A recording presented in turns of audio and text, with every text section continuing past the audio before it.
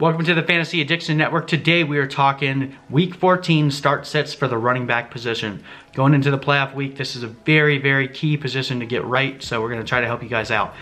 So we'll start with our 5 starts of the week. We're going with Mark Ingram. He is playing the Buffalo Bills, who are 16th in points allowed against the running back, so middle of the ground, but they're much stronger against the pass. So looking with the way that the Ravens have been playing, I expect the Ravens to do a lot on the ground via Lamar Jackson and Mark Ingram, maybe a little bit of peppering Mark Andrews into it, but it looks like this is going to be more of a running and a defensive battle for the Ravens. I think Mark Ingram rebounds after a poor performance last week against the 49ers. If you have Mark Ingram, you're probably starting him anyway, but I'm trying to give you guys confidence. You can start him and feel good about doing it. Another guy, similar vein, Austin Ekeler. I mean, honestly, this one, I'm not sure if anyone's benching Ekeler at this point, but I want to make sure that you have the confidence going into this game. Jackson has given up top 12 running back performances for the past 4 games. Yes, Gordon will be involved, but Ekeler has been a stud for pretty much the entire year. I think he's only had 1 game under 10 points. So if you have Austin Ekeler, he should be a running back 1 this week. Start him with confidence. A running back that you might not have as much confidence this week, but you should, is Phillip Lindsay. He's playing the Houston Texans, who are 6th in points allowed against the running back position. Phillip Lindsay is a similar running back to a guy like James White, who we saw just torched Houston last week. They're playing in Houston, so I'm expecting Deshaun Watson to be able to put up a decent amount of points, meaning the Broncos are going to have to stay and fight to stay in the game. And I think Lindsay will benefit from that, being that he's more of the pass-catching running back, which Houston is not very good at stopping. I think Phillip Lindsay is a phenomenal play this week. Another running back that you might be losing confidence in, but you should not, is Sony Michel versus Kansas City. Kansas City is number 2 in points allowed for running backs. The last 2 games Michel played against Kansas City, he scored 2 touchdowns in both of those games.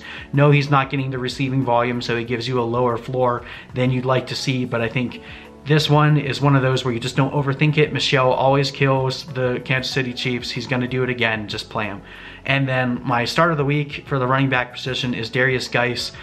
We talked about him in our waiver wire pickups. He burst out onto the scenes last week and looks like he's finally coming into his own.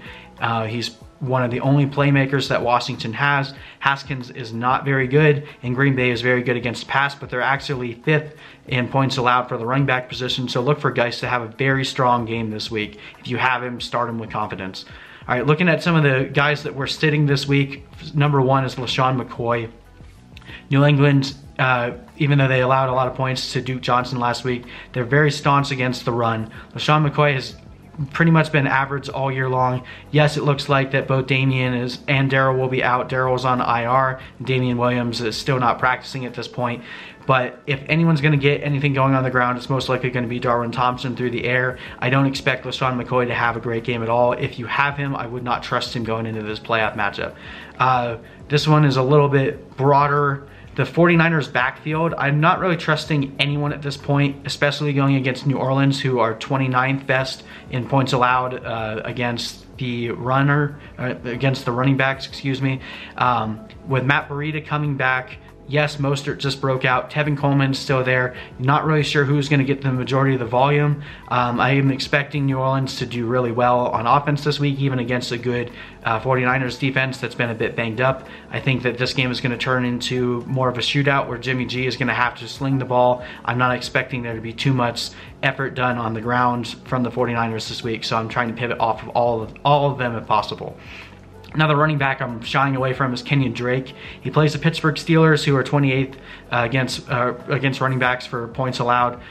He's slowed down ever since blowing up against the Cardinals a few weeks ago. He hasn't really had a solid performance since then, and it's been kind of going down each week. I'm not really trusting anyone in this backfield right now. I know Drake is technically the starter, but David Johnson is still there getting some looks, and Chase Edmonds is still coming back from that hamstring injury. I wouldn't be surprised if Edmonds starts getting a little bit more work, which means that Drake will continue to go down. I'm not looking to start him against Pittsburgh either, because Pittsburgh has a really good run defense, so pivot off of Drake if you can. This one is a little bit harder to do because of the matchup, but you're probably already used to not starting him. Devonta Freeman versus Carolina. Now Carolina gives up the most points against the running back, so this is a little bit of a contrarian play, but I don't trust Devonta Freeman this week.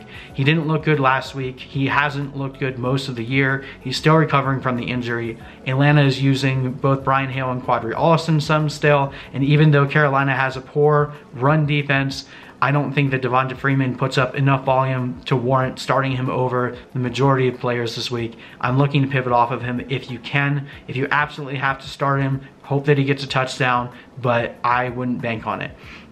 Last running back that might be a little bit harder to bench, but someone that I'm also looking to shy away from is Joe Mixon. He plays Cleveland. They are 19th in points allowed against the running back. Mixon has been solid most weeks since week 7. He's kind of made a second half a rebound to make up for his first half, which was not very good.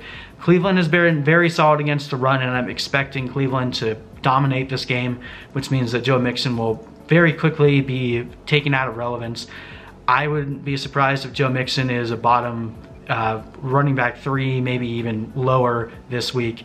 Doesn't mean that he can't do well, but if you have a better option, I would pivot off of him. All right, guys, hope you enjoyed this video. If you would like more, please feel free to like and subscribe on this video. We'll see you for the next one.